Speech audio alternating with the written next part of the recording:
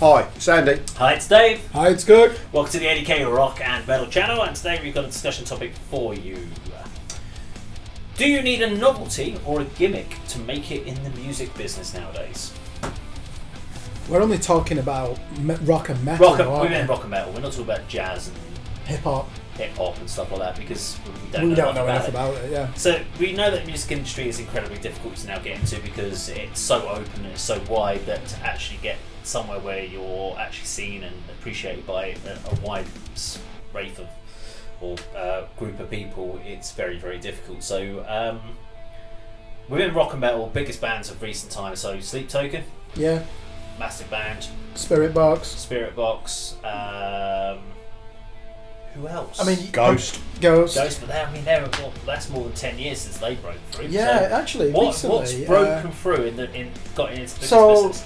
Everything what we're seeing, there's loads of legacy. Ginger. I think Ginger are quite a big band, I would say.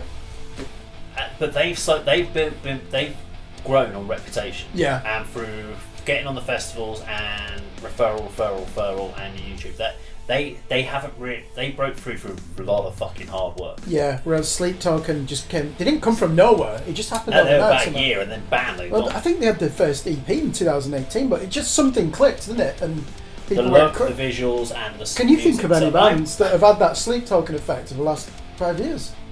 I'm trying to think. There are lots of bands in the local scene. We've got the Ingesters, or Ingester. Mm-hmm. They're kind of a gimmick novelty look. 10 Plagues. Yes. 10 Plagues. 10 Plagues. Oh yeah, 10 Plagues. And when we say gimmick, we don't mean that in a negative way either. We want that word to be neutral. No, it's a gimmick that kind of gets people to get buy into the band. Red Method. Yeah, I mean we were watching. 16. We were watching. You know them, don't you? You recognise them, and you can have discussion. You think, oh yeah, I know the band you're talking about. But if you talked about local bands, I mean, we were talking about earlier. We were talking about Metal to the Masses, Bloodstock, and I was asking the question. I'm still trying to find the information out, but every year we have all the regional heats. We get a winner every year. They go off to play Bloodstock, and then we hardly ever hear about that band again. Within 2 years, they're playing to 20 people again in the local venues. So. Not all of them, but there are some of them. But we're not laughing at those bands. It's just the way that it's so brutal, the way he summarises it. It's the local scene. Unfortunately, in the local music scene, you play a local event, and we've seen people from like bands like Red Method who go off and play festival stages, and they come over for a headline show over at within Kitchen Club 85. And I remember watching that gig, and there was 25 people in the venue at the end of the day. Now that didn't help that the bands that were on before them had all fucked off outside, unfortunately, in that particular case, and were sitting there chatting outside. Doesn't help the headliner band when you come over. But this is an established band that has headlined smaller festivals and been on main stage on bigger festivals. But, I mean, they played at Hellfest and shit, and you're like, so how do you? What do you need to do to get noticed? How do you move forward? Do you have to have that novelty aspect? Is that the only way to get through? Because if you're not. We've seen amazing bands. We've got Tribe of Ghosts, great band, Brighton based. Oh, by the way, they're doing well. They're I can't remember which festival, not Tech Fest because that's finished. They're on one of the big. They might be on Radar Festival in Manchester, headlined by Tesseract. So they are progressing nicely. But do you need it? I can't think of any. In the last 5-6 years, any non-novelty band that's really kind of taken off. There are bands that are doing well in the sense that they're playing on lower bills. Well, actually, here's one band that I've exploded, Lorna Shore, but that's because of the extremity of those vocals, isn't it? Because no one's really heard anything like that, and that started this arms race within deathcore where they're all trying to outdo each other. How grotesque! Was it Slaughter to Prevail? To Prevail. Yeah. And again, novelty factor is vocals. It's delivery. I thought you were going to say novelty value. It's the fact that neo-Nazism. No, well, it's that. And he wears a mask, or does he? Yeah, he did. Well, there are guys that wear masks in the band that they keep theirs on. He takes his off, and there's this whole thing that he doesn't need a microphone. Yeah. And that's a big novelty thing. He just says, "Monkey man." Sorry, I'm trying to offend everyone. Yeah. There's a YouTube short right there. But I don't know. It's just so the question is, gorilla. But do you need a novelty to break through and to have a viral impact? I think, isn't it? Yeah. I don't. How do you do it? Is the question. I mean, it helps to do it, but I don't think if you don't have. Probably the better question is if you don't have a novelty or a gimmick, can you break through? Okay, Ginger did have a viral hit on YouTube, didn't they, for Pisces, which is about 70 blew million up, views, because a lot of people outside of heavy guitar music were unaware that we have female vocalists in metal that are lower, as low as and I think that really, one, it terrified people, two, it intrigued them. I remember even my dad was like, "Wow, what is this? This is incredible." You know, and he didn't normally listen to death metal. So I remember reacting to that on the Dave First channel, and I remember doing it, and people watched my reaction, and I just watched it. She switched into vocals, and I was like, "Okay, so she's gone clean to heavy." That's cool. People are like, "Why are you and not?" Like, oh my god! What talk about not a non-reaction? I've heard female singers do this before, so I'm not sure what you're. They wanted you to be incredulous. Well, no, you're used to it. I've heard this. It's not. Yeah. She's done it really well. But I'm not gonna. It's not change your life. No. And that's where we talk. She was a burger to me. There you go. Yeah. Okay. If you don't know what I'm talking about, you've not watched the other video. Then you don't need a gimmick to break through. But like we said, they're the bands you remember and can easily recognise in discussion if it's a band you're not even particularly familiar with. But then it can also be a double-edged sword, as much as they've only got this far because of they're the guys who wear the masks. They're the guys who dress up, have an anonymous priest as a vocalist or whatever. Because that's the question then I was going to ask you.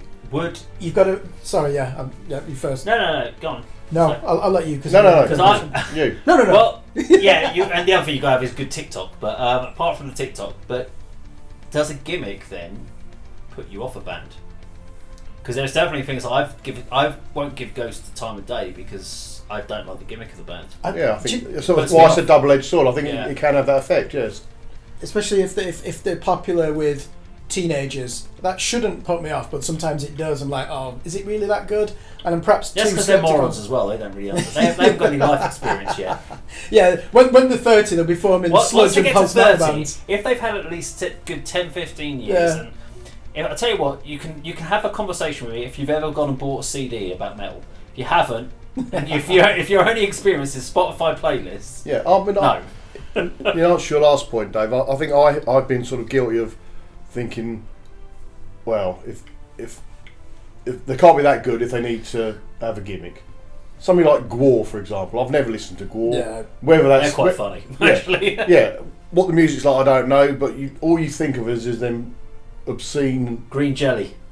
Yeah, they're another the band Green Jelly. Yeah. That's another one. Yeah. Gimmick. See, I've...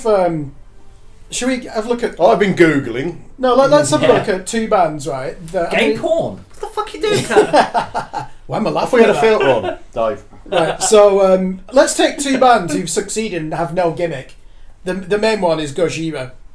He doesn't sing in clean vocals. Yes, they've got hooks, but they're really heavy. They are environmentally conscious a lot more than other bands and make that the content of their music. You know, eco metal never really caught on. And there's clearly a tech death background, yet they have, 3 million monthly Spotify listeners, the headline stadiums. So that's impressive. I wouldn't say they've got a gimmick. And then the other one, the reason I've Googled it, Dying Fetus, that brutal death metal band, I'm sure that their last album got in the Billboard Top 200. Let me just double check. Yeah. No, sorry, wrong one to fuck with. Their 2017 album got to 180 in the Billboard Top 200. And this is a three-piece. And, you know, they're all called... What are the names? John Gallagher, Sean Beasley and Trey. So John, Sean and Trey, and they all just wear Metal Band t-shirts, have really no image, and they're playing an extreme and ultra repetitive form of extreme metal, and that gets in the Billboard Top 200. So flip the question, how you said, didn't you? You can get there just on the music alone. You should. Those two, you should in an ideal world, but we don't live in an ideal world, do we? So... I guess we've got to... What are they doing? How are Dying Fetus getting in the Billboard Top 200? What did we say earlier in the session? Take away the outfits and the masks and then nothing. Was it Mushroom Head? No, it was you talking about Kitty, wasn't it? Saying if you take out the heavy riffs, you've got the warning. Yeah, I did say that, but no, there was an example where... I mean, we can use Mushroom Head. I mean, I'm not a fan of the band. I've enjoyed the tracks we've covered, but... You take away those amazing characters and visuals and look of the band, and it's unremarkable. Yeah.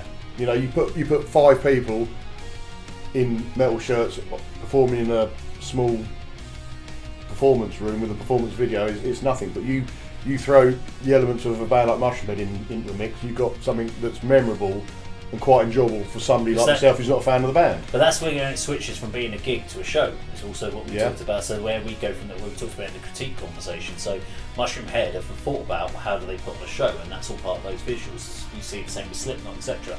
We know that Ghost is very much about the show. It's less Sleep Token. So it's Sleep Token. It's about the show. So when we then look at other bands in there now, there is novelties in earlier bands, because we were talking about more recent bands, but Deicide, what was the novelty gimmick there? The inverted cross, he branded that. Exactly. Got so much press just from doing that. And shooting animals in a live interview helped as well.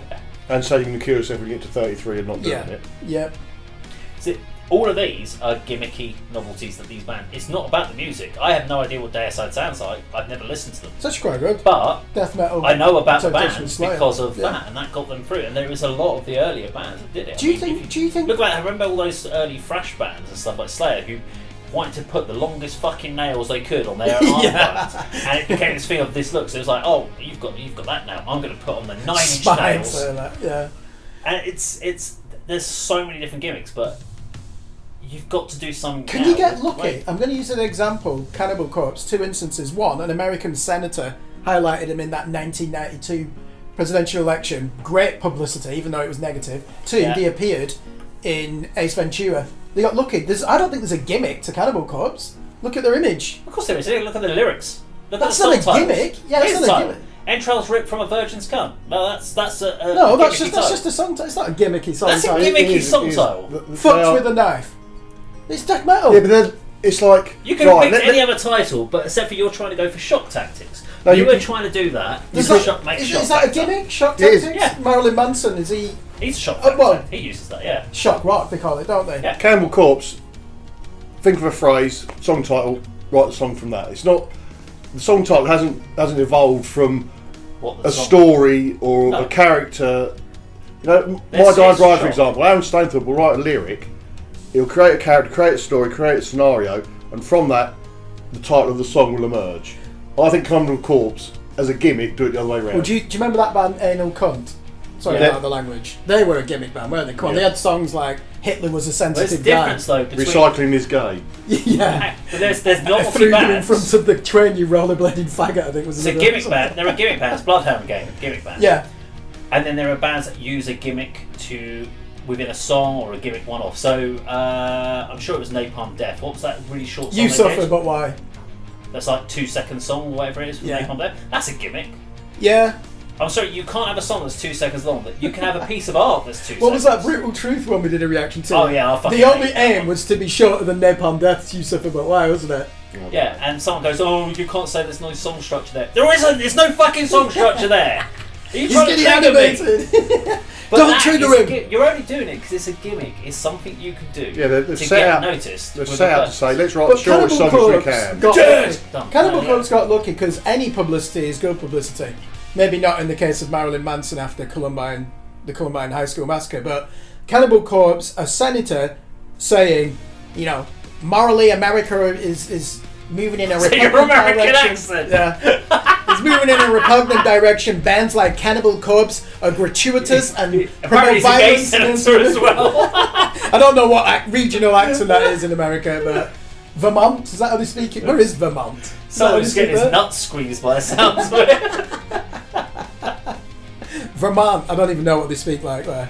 But no, Cannibal Corpse got lucky as well. Not American, then Canadian. But Sleep Token, when we look at them, because they're popular with people who wouldn't listen to Slayer, does that put us off? There is a gimmick, and I think what's genius about them is they don't want to be identified. You know, you've got that anonymity, and they say so little that the music speaks for itself, and there's so much intrigue and mystery. And more bands should be doing that.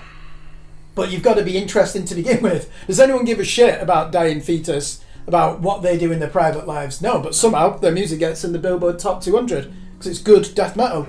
But that's a rare example, right? Yeah, I mean, your music's still got to stack up at the end of the day, but you can still have... There can be novelty bands, and that you will get famous because you're a novelty, but your longevity of the band is very... It's hard to have any longevity from that. But you can have a gimmick that can get you noticed. And I think that's viable. That is actually something where what is the gimmick It can be a one-off thing that you do. Or should we be polite and say, what is your unique feature? We don't want to say selling point. That's what every band needs, don't they? Something. Well, I mean, so Cradle of Filth it was a good example of a band. Yeah, so how did I know? The Nun T-shirt with the crucifix. Yeah, don't repeat what it says. Yeah. But so yeah, that T-shirt that did the rounds. That one definitely. piece of merchandise got everyone to We know were who talking Cradle about of that Filth. the other week. Yeah. And yeah, someone out there wearing that T-shirt, and it's all back to the band, and that's what you're saying about it, and how hateful you are to Christianity, and all that stuff like that. But you got well known from it. It wasn't about the music or anything like that. Yeah, but it got people talking, and it got people checking them out. But eventually, did you notice with Cradle of Filth, they kind of got excommunicated from the black metal scene, and even they don't self-identify as black metal. But those first two albums clearly are black metal. But because they became popular, they were seen as. It was when they did that song "Amphetamine" with Liv Christine. Yeah, they became too commercial at that point. Yeah, they went in the black metal fraternity were just like you're out. They haven't been black metal for you know, as you say, from the first. I mean, it's extreme metal, isn't it? I mean, God, the vocals in that. So I would say you don't necessarily need to have it, but having some form of gimmick that gets you noticed helps a band. So Lorna Shore is a gimmick then. There's an element. You know that animalistic, that because no one had heard anything like it. The end to that song. But you still have to. I don't think you need to have a novelty. Okay, so what, did we agree? What is the novelty? A novelty, and a gimmick, novelty can be something. You need a unique selling point, but that could just be your like Rob. But I still think if a band wants to be successful, they need a gimmick to get them out from doing the norm. Otherwise, you're just a band with a good load of songs, and you're in there with thousands and thousands of other bands with a good load of songs. So what is your gimmick that can get you out there? Your unique selling point could be your overall image. But so you could actually need a gimmick once you become an established. Morbid Angel, Where the Slime Lies, that 7-inch vinyl came with like blue slime, didn't it? But they're already like at the top of the game. Having elements of gimmicks that's marketing, isn't it? Yeah. So, I don't know. Let us know what you think in the comments down below. Please do like, share. Please do subscribe. Please do leave your comments, and we'll see you on the video sometime very soon. Take care.